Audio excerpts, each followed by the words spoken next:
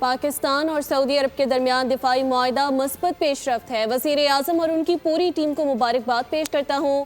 Chairman Peoples Party Bilawal Bhutto کی کراچی میں media سے گفتگو، کہا قدرتی آفت کے دوران سیاست نہیں کرنی چاہیے، کراچی میں پانی کے مسئلے کا حل مل کر نکالنا ہے۔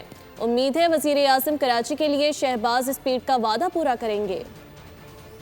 میں تنقید نہیں دیکھا، میں نے صرف تعریف سنا ہے اور تعریف کا لائق تو کام ہے۔ جس طریقے سے یہ ڈیفنس پیکٹ سائن کیا گیا ہے، پاکستان کا اپنا نیشنل سیکیورٹی کا حالات کو مد نظر رکھتے ہوئے اگر پاکستان پہ حملہ ہوگا تو ویسے ہی دیکھا جائے گا جیسے سعودی عربیہ میں حملہ ہوا ہے، اور اگر سعودی عربیہ میں حملہ ہوگا تو ہم ایسے اس نظر سے دیکھیں گے کہ پاکستان پہ حملہ ہوا ہے۔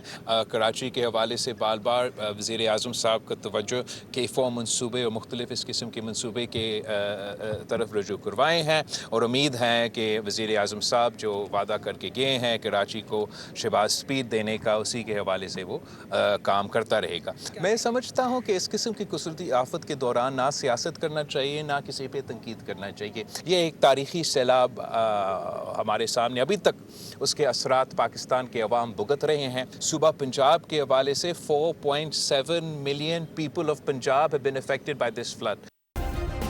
سبسکرائب کریں اور بیل دبائیں تاکہ کوئی خبر رہ نہ جائے۔